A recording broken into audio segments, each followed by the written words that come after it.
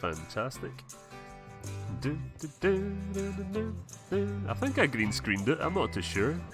If it's just going to turn out to be it might no. Oh, no, it worked. There we are. Hello, everyone. My name is Kieran, and welcome back to the mighty Cunapple Show. Now, today, ladies and gentlemen. Oh no, I played the intro again. Oh no, that was bad. I was trying to pause it, but it paused at the very last second there, and so the second I clicked the pause button, it started playing again, but oh well.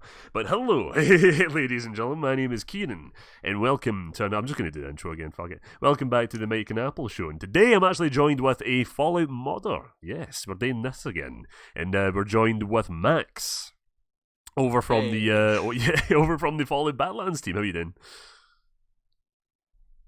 How you doing? What? Oh, I'm fine, thank you. Right. How are you? Yeah, I'm doing good, man. Doing good. Sorry, like, do you? Oh, yeah. All right. This is one question I like to ask, actually. Right. So Okay. I'm from Scotland, and so there's a few things that I say, and there's a few phrases that I say that people are just completely, they just don't understand it at all. So one thing I actually wanted to ask you was, I remember you either posted in a comment section on one of my videos, or you said in the Discord, but like originally when you watched my video you thought it was Russian, was it? I don't recall saying that, but I think someone on my team said that. Oh, right, yeah, sorry. Oh man, I'm confused me with someone else. Yeah, people keep calling me fucking Russian because I say alright instead of hello. Yeah, I mean, it does kind of sound like a Russian accent. Yeah. So it's completely fine if you don't understand a few things that I'm saying. Just ask me to clarify, or just say talk in English. I'm pretty sure people who are watching you will be mildly confused by two persons with accents. Yeah. By the way, where are you from? I'm from Kazakhstan. It's actually Kazakhstan, right. near Russia. So my first language is Russian, but I'm living in Kazakhstan and I don't know my country language. So yeah. Right. Okay. But I know English. Yeah. Wait, hang on. You said to, I'm pretty sure you said to me that you lived in Arkansas. Was it not? No. No. Mate, I got really confused because basically when me and Max were having this conversation organising the podcast, I was like, yeah, we can organise for this time, and I thought you said to me you lived in Arkansas, the US. No. And I got really confused because you said it's like, I'm 5 hours, what was it, ahead? Yeah, 5 hours ahead. Or 6 hours ahead, I think.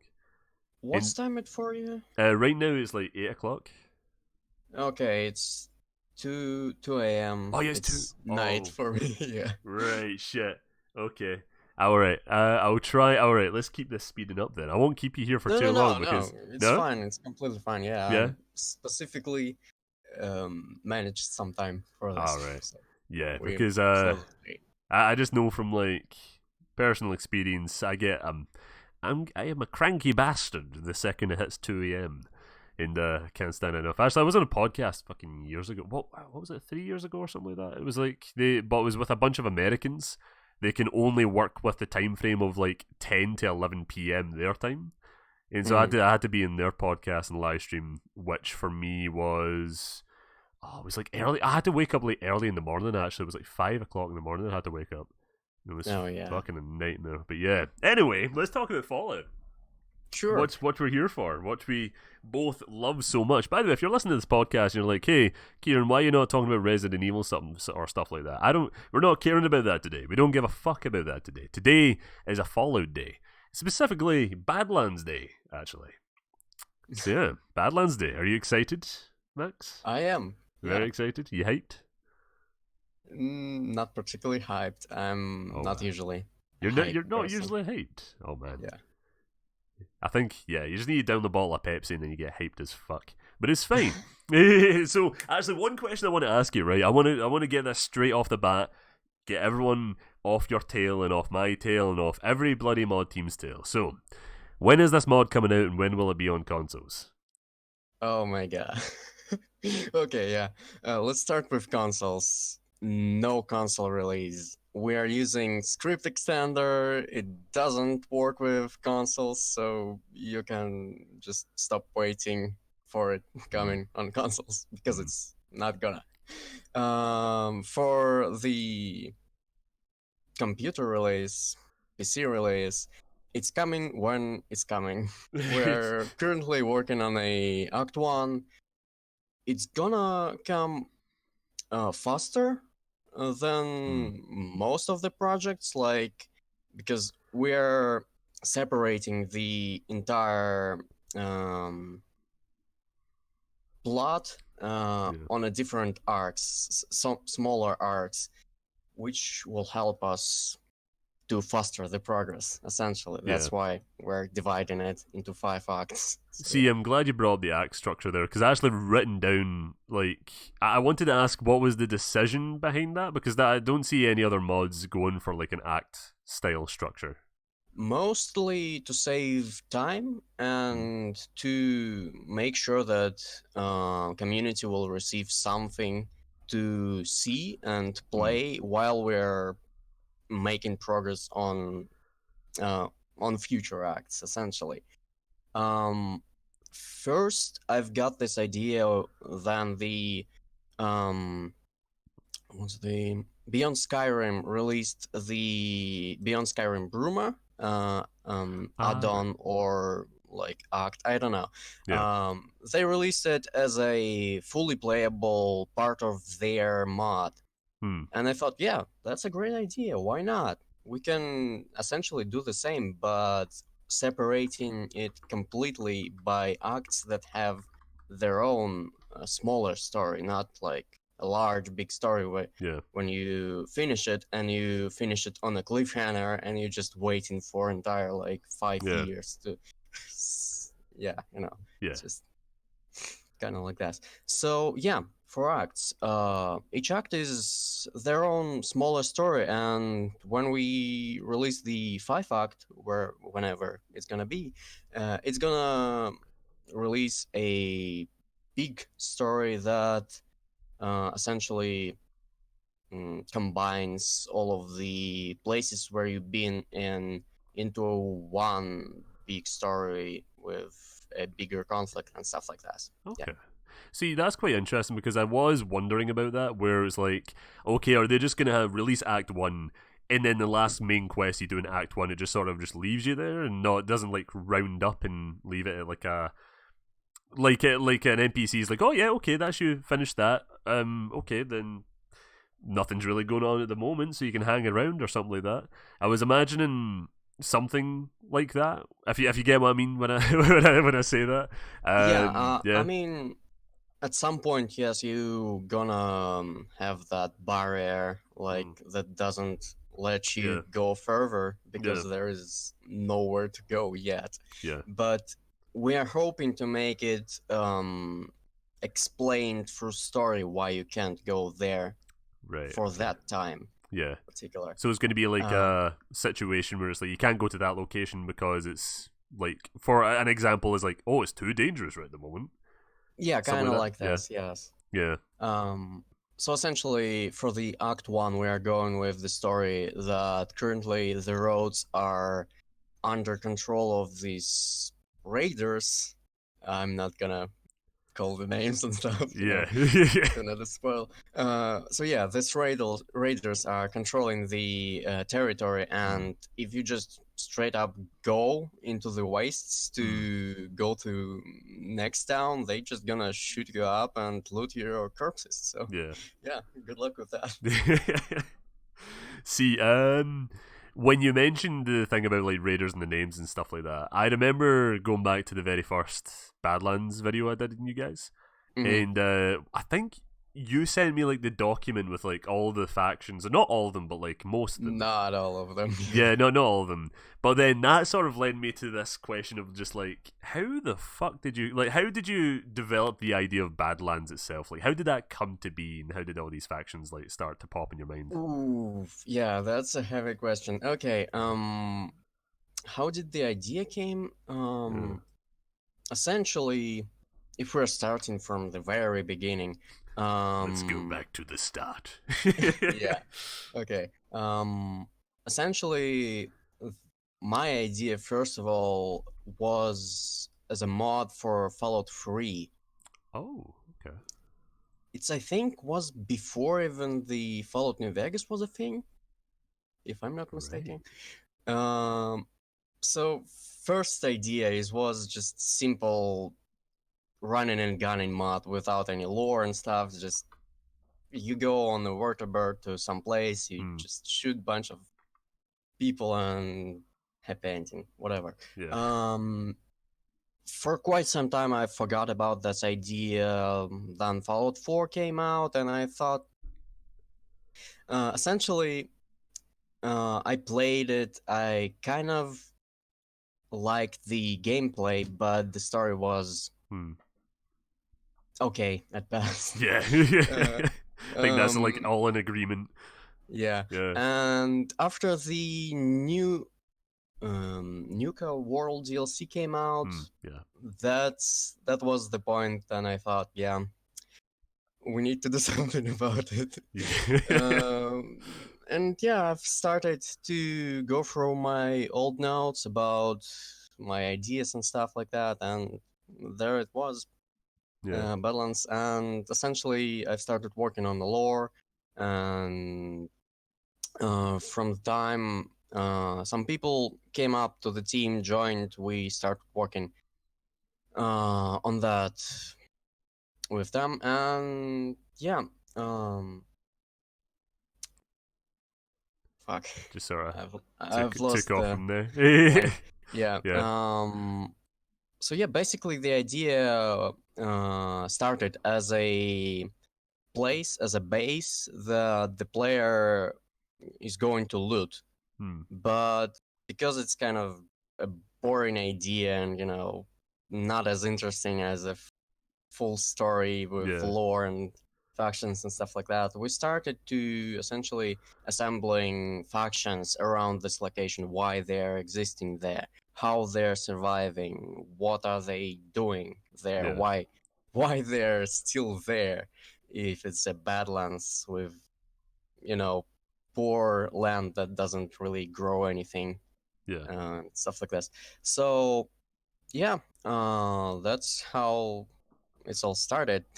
And currently we have 19 locations, confirmed locations, and 13 factions that you can not join, and 3 factions you can join and play through the quest. Yeah, that's awesome. Through the story. See, talking about like locations just there, are you guys still going with the whole like the fast traveling system of like Fallout 1 and 2, where it's like you get to the edge of an area and then you have to go on like a world map and then go to the other location, or are you just going to do it as like one big open world? Not a big open world. That's just too time consuming, and we don't have people to do an open world.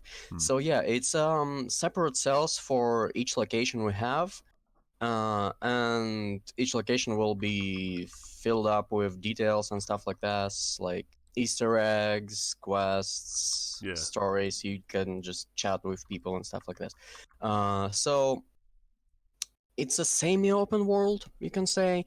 If you go to the, as you say, if you go to the boundary of the location, you will be presented with a message that says you can go south, you can go west, you can go to this city or something like this. Okay. And essentially you choose the option, you go through location, and we started to think about the animation that you had in Fallout 1 and Fallout 2, where, dot, dot, dot through the map and stuff like this. But that's time consuming.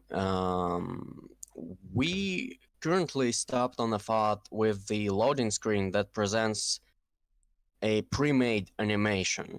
So it's not like you physically moving on a map, but it's just kind of a pretty picture, essentially.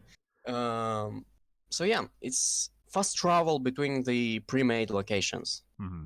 Semi-open world. See, that sounds really cool, especially with the the loading screen sort of animation. I'm just imagining in my brain now, like of an animated like Vault Boy or something like that, and he's like doing a wee joyful walk towards the next location. That sounds pretty good. The reason why I like that so much, and I think I prefer that in like mods as well, just because it does get the game out or the mod out sooner, and also you can like focus and put more details into like the smaller areas, which yeah, that's just way better. Because I have seen a few mods where they do try to go for scale, and you can tell because there's a lot of underdeveloped areas, I want to say, and yeah, it doesn't really look that good. So I must admit.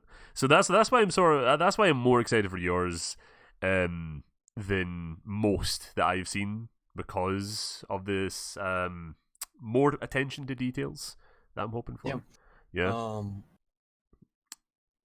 But yeah, let's go back to the story for a second. So you said like in each act, and then the final act, like it has that overarching story that connects all the acts. So see Act 1, the one that's going to come out sooner. What's the like main premise of that one? The Act 1, The Man with the Pip-Boy. That's a story about a person by the name Carl. It's essentially a world dweller, your typical protagonist with superpowers and whatnot. Slow down time. Yeah. So essentially, story is about him and him searching for something. You don't know for what he's searching for, but essentially it's, kind of like with Fallout 3, Fallout 4, where they search for people, for, like in Fallout 1, for water chip, whatever. For the Badlands, in the first act, he's searching for something in a place called Downtown, and you as a mercenary can join him to help him out, or to join mayor of the town and essentially stop him from harming the town, and harming the mayor's rule over the town. And yeah, on the first glance, that's about it. You just can have some money from one or another guy. Okay. Do you want me to dive into the story, or? Well, the thing is, like the second you mentioned Dawntown there, I was like, oh, Dawntown, because I actually wrote that down as a question. I wanted to talk about Dawntown for a wee second, because I was when looking at like the released art and stuff like that, I seen the concept art of the Gonk Forge in Dawntown, and that's what was sort of just made me overall just interested in that town, because you have the Gonk faction. And which is something weirdly different to what I've seen from other mods so far. So what were your inspirations for them? Definitely for the first time when we started it, Gonk wasn't even a midget super mutant. If you don't know, actually, Gonk is a midget super mutant, which is, I think, the first time in Fallout where we actually see super mutant midgets. Yeah. The story behind him is essentially, it was a successful mutation of a child, which turned out into the super mutant midget.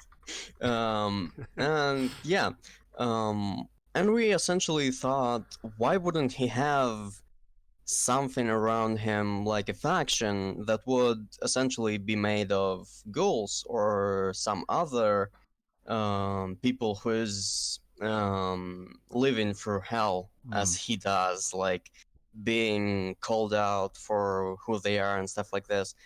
And we thought, who is the most called out in the wastelands?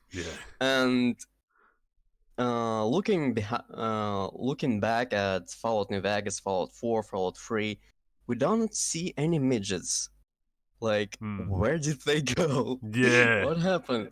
And so in Fallout Badlands, Gonk essentially has a faction full of midgets that essentially being called gonks by local population of Badlands as essentially a swear word or something like this, but it's kind of stick to them and they're pretty fine with it now. Just kind of sure, call us whatever. Just we sort of are embracing themselves. Yeah. we are thriving and you're just surviving there out the walls and stuff like this.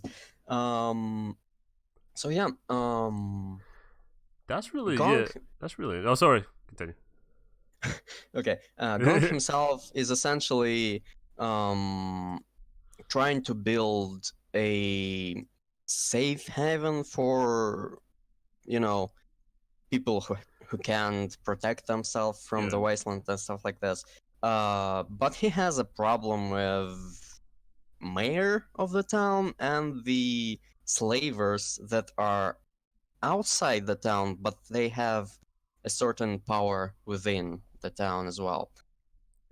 And it's kind of a cold war between Gonk and the slavers. And because they can't, fight openly, because it's not Gonk's town or not Slaver's town, it's just kind of... It's a lot of like verbal warfare. Yeah. Exactly. Oh, and that could be like a fun little side quest. You go into a pub or something like that, and then there's just like the gonks at one side and slavers on the other. That'll be funny. But yeah, that was that's definitely really interesting. Like so there isn't any like tiny people in Fallout 3 or Fallout 4. So it's like how are you gonna make those sort of character models? Are you just gonna like shrink down people, like, or are you just gonna make a custom? Yeah, that's probably the hardest part of it. We definitely will need to make a separate model for them, and I think we could use the normal human skeleton for it, but just kind of new model for it. Yeah. And it's definitely gonna be a race by itself, so it's not gonna be like a model with sticked clothes to it. Yeah. So you kind of, I don't know, you probably wouldn't be able to loot the clothes out of them because, I don't know. Yeah, they wouldn't really fit you. It wouldn't fit you, yeah. I don't know. But yeah, the idea is to create a new model for the race of gonks. The gonk himself will be a unique super mutant model, and essentially something like you see with the standalone companions with their own skeletons, bodies, and stuff like this. He would probably use still the super mutant skeleton, but like with certain tweaks to it. So see the gonks in Dawntown and all that, are they going to be in Act 1 or are they just going to be released in another That's act? in Act 1. Oh, fantastic. I'm really excited for that then. Yeah, I'm like, are they? I quickly wrote down, it's like Act 1 question mark? Oh, yeah. But like, see, that's what I like about Badlands so far, is because there is a lot of originality coming to it. Like with the like from the world and to the factions, like the factions so far from what I've read seem pretty unique and they seem pretty different. And compared to like other mod projects and other just Fallout stories in general that have returning factions and stuff, tried to establish as reasonable as possible new factions. We couldn't escape NCR, unfortunately, as I know you hate them. You know I have a general dislike of the NCR. It's fine, I get to kill them now, so that's good. But we just couldn't escape them because logically they do continue to... They will be in spread, and that's just inevitable to see them. We don't have any Legion as a faction in the Badlands, but there are mentions of it throughout certain dialogues at certain point. You wouldn't hear about them in Act 1, so Yeah. Yeah. Is there going to be like is the NCR the only returning faction, or is there going to be like Enclave or Brotherhood or anything like that? Okay, I need to check something. Is this going to be a spoiler? Is that a spoiler question? You could just say no comment. Just back yeah, no comment. No comment. Probably would be a good option. Okay, yeah. We do have a faction that reminds you about Enclave. Right, okay. But are they Enclave? You don't really know. Is that the Area 51 faction? No. I think I got it there, didn't I? Because the second you said it's an Enclave like I'm like Area 51. Definitely. But like that's so is Area just talking about going back to location stuff like that as well. You said Area 51 is going to be in the mod. Yeah? Yeah, it is in Act 5 as a reason for the Act 5. It is the main target of the story in the end. Yeah. That's essentially why the NCR came into this area in the first place, but you wouldn't know about it at Act 1, but you know. Yeah. Yeah, that totally, because like the second Area 51 was mentioned, I was like, yeah, that's probably why the NCR here, and then you say it, and I was like, yes, I got it. But yeah, that's like, it's definitely an interesting point. I know I'm just gonna say words now, and you don't need to say anything, but I can just imagine the likes of the Brotherhood of Steel or the Enclave, more along the lines of Brotherhood, like coming in. Just because it is Area 51 and the whole technology and all that sort of stuff. But I like how you do have a more heavy emphasis on your own factions rather than these ones. Yeah, as I said, we tried to escape a return of old factions, but some of them are just inevitable to have. Like, they're logically there and there's nothing you can do about it. Yeah. So let's dive a wee bit into like characters and companions and stuff like that. So like just flat out question, will there be companions in this? Yes, they will be. Yeah. Is it a gunk? Mark? Do I have a gunk companion? Oh, that's disappointing. Not a gunk. Yeah, unfortunately not. For the Act 1, you wouldn't have a permanent companion to say. You will have, as it stands in the Act 1 story, Carl as a companion, but it's more like you are his companion rather than he's following you. Yeah. As you already said in your previous videos, we do have several companions. Two of them are Gregory Pierce, the sheriff of Downtown, and Janie, a girl. A girl. Yeah. Both of them will be in the Act 1, but you wouldn't be able to have them as permanent companions as well in the Act 1. Essentially, Act 1 is more of a welcoming story where you can see those characters, build your relationships with them, and in the future, in the second act, if you have high enough relationships between you and those companions of yours, they will follow you. If not, well, damn.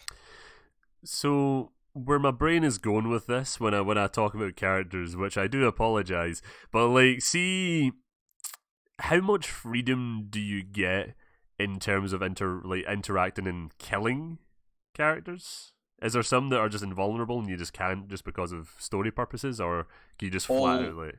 Are killable. All are killable. All are killable. Yeah. That's the reason behind it is we don't have a really long story. Yeah.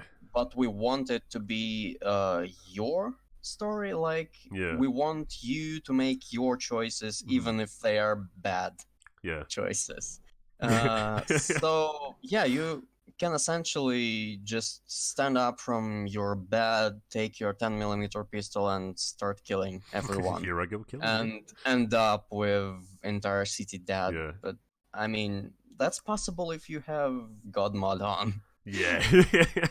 See, how will that affect, like, because Act 1 will come out, and then a wee bit later, or a long time later, Act 2 will come out. Mm-hmm. So, in that time frame, let's say I kill everyone in Act 1, and then Act 2 comes out. Will the story, or will there be more side quests in previous areas from Act 1 that will be affected by everything that I did? If everyone's dead in the Act 1 and you go to the next city of the Act 2, the downtown will be taken over by those raiders that I talked about previously that have roads taken over. So essentially you will clear out the area for them to have as a base of operations. And if you have enough charisma and you will go through certain checks, you will be able to enter the city one more time and see how it changes while the gangs are ruling it. Right, that's really interesting. I wasn't expecting that answer, to be honest with you. I was just like, they're dead. I was like, that option is possible only if the NCR is already out of the Badlands, because if they are not, they are taking over the town. Oh, that's really cool. See, that's just giving me so much like New Vegas vibes there, where there is actual. You can see the consequences when they happen, where it's like different factions taking over. It's essentially not a big of a story change per se. Yeah. It's small consequence. You wouldn't have like a full new story in this town, but you will see the repercussions and stuff like changes made by your decisions, essentially. So don't expect like a full new 5 hours with the NCR just because you killed all these poor people in the town. But there will certainly be NPCs that will speak about there was a murder in here, and like we came here and everyone was dead. How unfortunate. That just when you just said there's a murder, it reminds me. I was watching a bunch of Oblivion memes the other day, and it was just all the guards, if you've seen them. And it was like, what was it? One guy got murdered. He's like, "Oh my god, there's been a murder!" And it's just a second later, they just completely forget about it. Oh man, that was so funny. But anyway, that was just me like losing my train of thought there. What were we talking about? Badlands? Badlands. Yeah, definitely. Yeah. So, how many locations are going to be available in the first act then? In the first act, let me see lore document. We have downtown, we have Crimson Caravan Outpost, and we have Outpost Aradash. Two of those locations, downtown and Crimson Caravan Outpost, are fully available locations that you can go in interiors, talk to the people, stuff like that.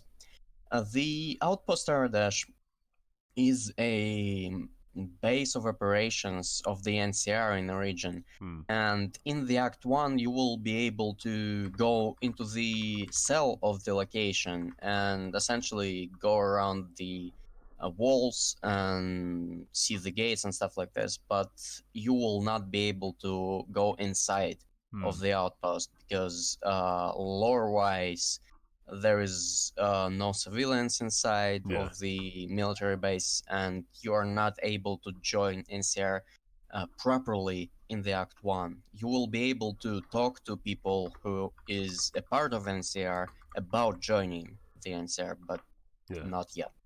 Yeah, just keeping it like real, so it's like you can't just walk past people and they're like, "Yeah, no civilians." Oh wait, you're the courier. Okay, you can get in. Yeah. So keeping in tone of Fallout 4, I'm not too sure if this was answered in one of the previous videos or anything like that, but is there like a random, not a random, but like, is there a specific location cell where you can build a settlement like in Fallout 4, or is that just completely... We thought about it a lot, and what we came up with is essentially a empty space in certain towns that you can purchase as your land and essentially build there as your, I don't know, mansion, tower, cool. whatever. Yeah. It's essentially kind of like small pieces of land that you can purchase for yourself. But about building your own settlements and towns, we don't have plans for that, unfortunately. That's cool. But as far as it goes with buying a house and making an interior for it, like placing your lamps, your statues, stuff like this, sure. Yeah, because even with just like purchasing houses and stuff like that, I'm glad you said that, because like just when it comes to like my immersion in the sort of stuff like that, I do look for that sort of stuff. Like in games like Fable, you can buy your own houses and stuff like that. In Fallout, you can buy your own houses. So I always love having that home base. I do enjoy it myself. Yeah, like, that's really something. Having a place where you can go back and like place your artifacts, your guns, your armors, whatever. It's a nice thing to have. Yeah, especially when you can customize it. Like that was one of the good things about, like, see the Diamond City flat or apartment or house thing. That was good, where it's like they didn't just like give you a preset house like in Fallout 3 where you can like, oh, you can buy certain themes. No, you can like you place your own furniture and stuff like that. I love that. That was definitely. I personally enjoyed the Fallout 4's building system quite a lot. Of course, with some mod tweaks for it, but it was kind of really cool. So yeah, having it in our mod is definitely something we would like to have, but unfortunately it's just those smaller spaces and your houses to modify it. That's cool. See, recently I covered it in the actual mod update video I just did there, but the Capital Wasteland are releasing their own like workshop pack with their own like interior assets and stuff like that. Are you guys going to be making your own? Not just for like settlement building or anything like that, but like, your own assets to just sort of make certain locations unique. We are thinking about it. Yeah. Is it currently just like using just current Fallout 4 assets now? Or is it just... currently, yeah, we're just using Fallout 4 assets and some modders. Thank you for them. They are helping us, giving us their assets, permission to use them. And yeah, currently we don't have any guns to share on Nexus. Right. That's fair enough. Always like the good old standalone weapon releases. They're always fun. Yeah. See, talking about like getting other mod authors to allow you to use their mods and stuff like that. Have you guys received help from any other mod teams on the Discord? Definitely, yeah. Yeah. Oh, for sure. I don't know if you know. There is a Discord server called Fallout Confederation of Modders. Yeah, I'm in there. Yeah. Okay. Yeah, we guys at Fallout London and our team essentially decided to start something like this, and we started it. Yeah. The Fallout Confederation of Modders, and currently, yeah, it's a lot of it's good to see people helping each other and stuff like this. And we definitely received a lot of help from community, and that is great. See that? Yeah, so, that's fine. Like, you don't see any other community. Like, personally, I've never seen any other community that start something like that. You know. So it's insane. I mean, for the Skyrim, there is certain groups of modders that essentially creating smaller communities. But yeah, at this scale, I think there is nothing like this. Yeah, it was quite crazy, man. Really crazy. So, just off-topic question, actually. What's the... Because obviously you've been keeping an eye on the other mods. Like, what's your favourite or what's your most anticipated upcoming mod? Like on the Nexus or Yeah, for the Fallout? Yeah, like London, Arroyo, or Empire West or Miami or something like that. For the Fallout, I'm waiting for Frontier for Fallout New Vegas. The Frontier, yes, yeah. That is a really epic looking mod. Yeah, I really like what they are showing. It looks great. Yeah. For Fallout 4, I'm waiting for Fallout London because it's something really new. Yeah. The new experience, new lands, new lore. I'm excited for that. See, that's one of the most lucky things about Fallout London, the project, is the fact that they do have sort of just a blank template to work with and build up from. Yeah.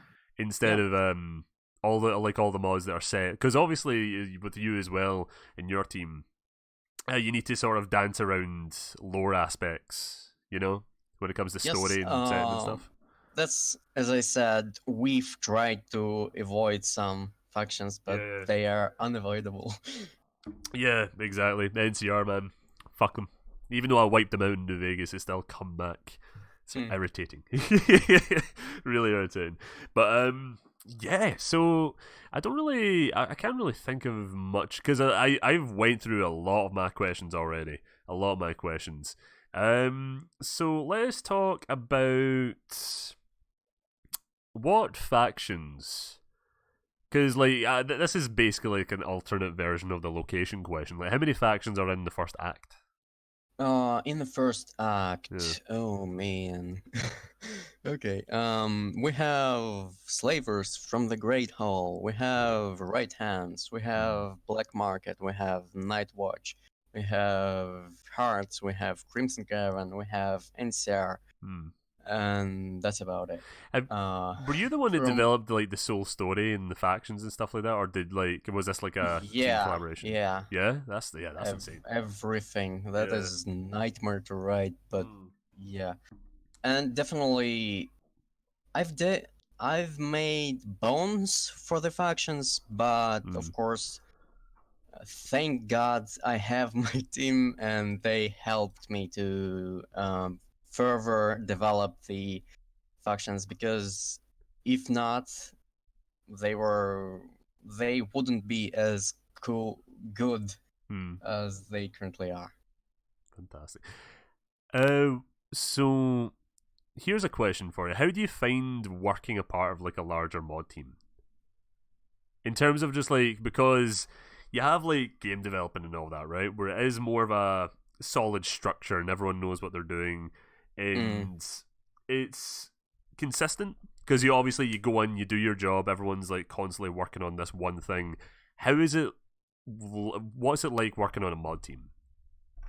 It is hard mostly, but it definitely definitely better than work alone on the mod.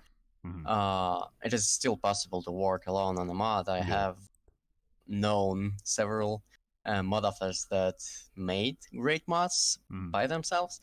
But yeah, working on a team helps a lot to have several leads on several smaller teams. Like for the concept artist, we have concept artist lead for the voice actors, for the creation kit and stuff like this.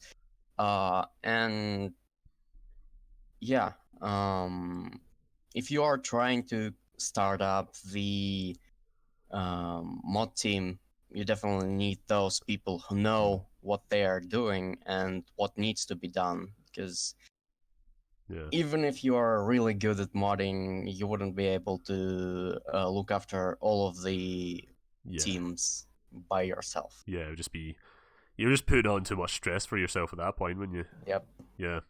So going more over to like the technical side of things, like I was talking to the Empire, like you listen to the podcast, the Empire Waste dev, Adam. Yep. And he was talking about the struggles with the creation kit and developing content for like Fallout 4.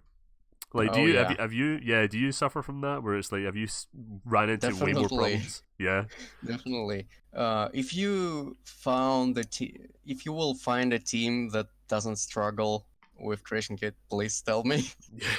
I would like to speak with that developers team. Yeah. Because working with Creation Kit is adventure. Adventure. That's a good word for it. Jesus. It's like it seems like it's just because I've like I said in the previous podcast, I've dabbled in it, and just from that dabbling, I'm just like, yeah, I could not become like a modder in this, like absolutely not. But yeah, it was that's me actually all out of questions. I was not expecting to go through these questions. I don't even know what time we're on actually. So yeah, so people in the chat, if you have any questions for Max or myself or anything Fallout related, please fire them in the now. Yeah, so while we're waiting for that, Max. Yep. Have you seen the new Fallout 76 Wastelanders gameplay? Yeah, I've seen trailers, and to be honest, I've already lost all hope for Fallout 76. Oh yeah. And I would be glad if that turns out great, but that wouldn't be enough for me to start playing Fallout 76. See, I'm very much like an on and off guy for Fallout 76 because like there's times that I play it and I'm like, oh, I'm having a good time, and then another session I'm like, this is the most boring fucking thing ever. I don't know why I'm so bored, but I'm bored. And with Wastelanders, I was excited for it. And when I was watching the gameplay, I was like, do you know what? This actually looks pretty okay. But because the foundation wasn't that already, it seems like it's just going to be sort of weird and just sort of tacked on thing, like NPCs and stuff like that, where you're going to be playing the map and it's just like, it's the same old map, but just NPCs thrown everywhere, you know? Yeah. I'm not really sure how they gonna, play with that. Yeah. But yeah. Let's just see what it would be. Yeah, it's so strange. It's so strange because like recently, I'm always joining fucking Discords, and I joined a Discord recently that are like so ultra pro Fallout 76, and it's weird going from that one to like a normal Fallout Discord channel, because like one is like, oh, this is so good, man. Oh, I love 76, and then you go into like another Fallout Discord and they're like, it's weird. It has it has such a hardcore fan base. It is strange. It definitely depends on people and on community. If there is like a community structure that was built from the start, they will continuously play the game no matter what. And I've seen several videos on YouTube about people role playing in 76. Yeah. Because it's a good platform to role play because it has tools to do so, and I think sure, why not? Yeah. If you enjoy it, why not? Yeah, you just remind me of that there, where with the whole role playing thing. There was this group that followed me on Twitter that I followed them back, and they were like, what was it, Fallout 5.0? And the roleplay is like the responder faction in the game, and they set up their own player quests. So like every so often they upload a video onto Twitter saying, hey, by the way, there's a new player quest going on from this time to this time. And it's just, it seems fucking mad. Like, people are just so into that sort of aspect of the game. And it's an aspect that I didn't really think of when playing it initially, you know? Yeah, I mean, it all goes back to the tabletop games. With, like D&D and D&D stuff. If you have fantasy, and if you enjoy role playing, that's probably a game for you, because it has all the basics you probably need to play on PC online with your friends, role playing. Yeah. I think that will work out for people. Yeah, definitely. So Nicholas in the chat, he said, random question, Yakuza 0 is on Game Pass, so when are you going to start a Yakuza 0 series? Well, what? Do you know what Yakuza is, Max? Give me a second. I'm quickly Googling. No. No. But like Yakuza is like I would say it's like a brawler game or something like that. I dabbled in it. Yakuza. Yeah, you probably recognize it. I am not going to do a series on it. I streamed it once, like way back when, but I just couldn't get into it. It's no my sort of thing, you know. But yeah, that's that one question. Any other questions? I have no idea how many people are watching this, so it's fine. So it's all good. But Max, I just want to quickly thank you for coming on. By the way, this was great. I enjoyed asking questions. Yeah, thank you for having me. Yeah, definitely. I know you were a wee bit nervous beforehand, so hopefully, like, everything was nice and relaxing throughout the entire thing. Oh, I'm still nervous. Are you still nervous? Oh, yeah. You shouldn't be. That's what it's the first time I gave an interview, so yeah. I never thought about that. Yeah, is this your first time you've ever been on like you're interviewing a podcast and just is it a video in general? You've been on? Yeah, it is. Oh, that's nuts. Okay, you're hearing Max for the first time, ladies and gentlemen, over here in Bundicot. Hey. Oh yeah, hopefully I can grab you back for another episode. That'd be good. Sure, awesome. Why not? Yeah, I said that to the other Empire Waste lead, Adam. I was like, yeah, definitely get you back on, because it'd be really fun. Like, see if there was like a bunch of us like just talking about Fallout from all different teams and stuff like that. I think that'll be a really really fun podcast. Yeah. That's gonna be interesting. Yeah, definitely. Then there's like hidden beef between you. It's like, oh, spicy. Don't be nervous. We are a community of idiots who laugh at almost anything. Yeah, that's pretty much bang on, Nicholas. Pretty much bang on. But I just want to thank everyone for tuning into this episode of the Mighty Cunapple Show. I want to thank Max again for coming on. It's a great time. And tune in next week, because next week we have yet another Fallout modder coming on. Yeah, we have a Fallout streak going with the show. We have the dev from Project Arroyo coming in. Oh, yeah, great. Yeah. He's because like recently I impromptu started a radio show on Twitch, and I don't know why I did it. I just did it, and then I roleplayed as my Fallout character called Nigel, who's going to be in like a machinima series I'm doing, and then he watched that and he's like, hey, could I be in the radio show? And I'm like, I wasn't planning another one, but sure, fuck it, why not? And then it changed to the podcast, so yeah. But it was quite cool, quite interesting. But anyway, thank you all for coming along, do appreciate it, and I hope to see you again next week. So yeah, see you all guys later, bye-bye.